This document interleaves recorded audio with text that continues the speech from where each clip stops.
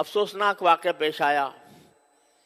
اتنا بڑی مسجد، مدینہ مسجد طارق روڈ کے اوپر، میں تو سمجھ رہا تھا 25-30 سال، ایسے اندازہ لگایا تھا، پتہ چلا کہ 40 سال سے قائم.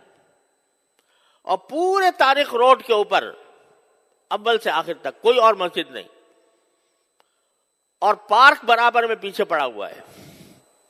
اس کے بارے میں حکم دے دیا، ڈھا دو اس کو، پارک بناؤ اس کو.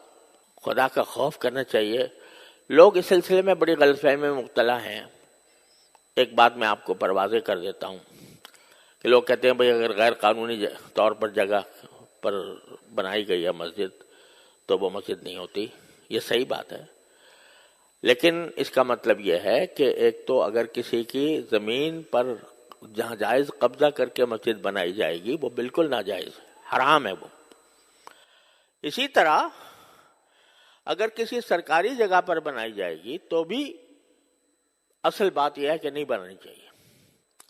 لیکن صورتحال یہ ہے کہ ایک اسلامی ریاست میں حکومت کا فرض ہے کہ وہ ضرورت کے مواقع پر مسجدیں بنائیں. اس کا کام ہے یہ. الذین ان مکناہم فی الارض اقاموا الصلاۃ. اللہ تعالیٰ فرماتے ہیں کہ جب مسلمانوں کو اقتدار نصیب ہو تو پہلا کام ان کا یہ ہے کہ نماز قائم کرنے کے لیے جگہ بنائیں، نماز قائم کریں. تو یہ حکومت کا کام ہے. لیکن اگر حکومت پہلو تہی کر رہی ہے، آپ بتائیے، خود سوچ کے بتائیے کہ سارے ملک میں یا اپنے شہر کی بات کر لیجئے، کوئی ایک مسجد بتا دیں جو حکومت نے بنائی ہو، یعنی حکومت نے اپنے خرچے پر تعمیر کی ہو. مندر تعمیر کر لیا، وہاں گردوارہ تعمیر کر لیا سکھوں کے لیے، لیکن کوئی مسجد تعمیر کی ہو اپنے خرچ پر، کم از کم میرے علم میں نہیں. تو جب حکومت کوتاہی کر رہی ہے اپنے اس فریضے میں، تو کیا مسجدوں سے خالی ہو جائیں شہر؟ اس صورت میں اگر مسلمان کسی ایسی جگہ پر جو کسی کی ملکیت نہیں ہے، سرکاری ہی صحیح، وہاں پر اگر وہ مسجد تعمیر کرتے ہیں، یہ ان کا فریضہ ہے. اگر حکومت نہیں کر رہی تو مسلمانوں کا فریضہ ہے کہ مسجدیں بنائیں. اب اس جگہ کہیں دور دور تک پورے شہر اس میں مسجد نہیں تھی، اور پھر بھی ایسا نہیں ہے کہ ویسے ہی قبضہ کر کے راتوں رات مسجد تعمیر کر دی گئی ہو. واقعہ یہ ہے کہ وہ اس کے لیے انہوں نے سوسائٹی کی اجازت لی، بلڈنگ کنٹرول اتھارٹی سے نقشہ پاس کرایا، اور اس کے بعد وہ مسجد بنی، اور 40 سال سے چلی آ رہی ہے.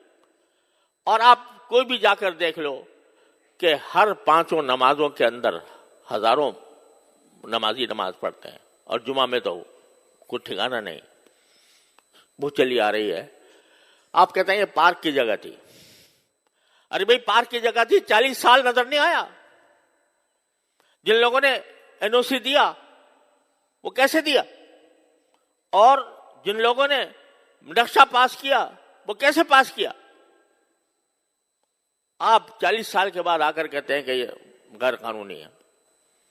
اور میں نے وہ فیصلہ دیکھا جس فیصلے کے تحت یہ بات کہی گئی ہے. افسوس ہوتا ہے کہ اتنا بڑا مسئلہ، اور مشکل سے میرے خیال میں 20 سطروں میں لکھا گیا ہے، 22 سطروں میں.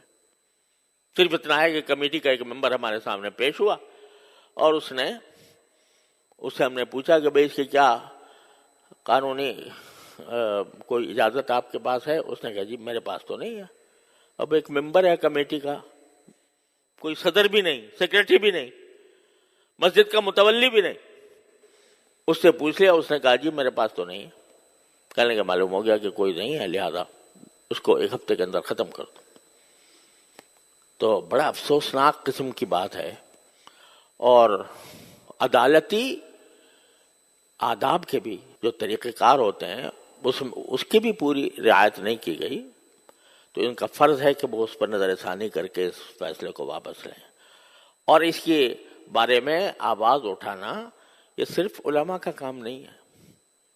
ہر بات میں یہی بولیں بھئی مسلمان بھی تو ہیں، وہ ہر مسلمان کے ذمہ ہے کہ وہ اس بارے میں قانون کے دائرے میں رہ کر، قانون کے دائرے میں رہ کر، لا قانونیت ہم نہیں چاہتے، ہم نے کبھی بھی لا قانونیت کی ترغیب نہیں دی، لیکن قانون کے دائرے میں رہتے ہوئے اس کے خلاف آواز بھی اٹھائیں، اور جو عدالتی طریقہ کار ہے نظر ثانی کا، وہ نظر ثانی کا طریقہ اختیار کریں۔ تو یہ ہر مسلمان کا فرض ہے۔ تو یہ نہ سمجھا کریں کہ جب بھی کوئی برائی ہوگی تو بس مولوی ہی بولے گا اور باقی کسی کی ذمہ داری نہیں ہے، ہر فرد کی ذمہ داری ہے۔ اور اگر یہ سلسلہ چل نکلا مساجد کو گرانے کا تو پتہ نہیں کہاں جا کے اس کی انتہا پہنچے گی۔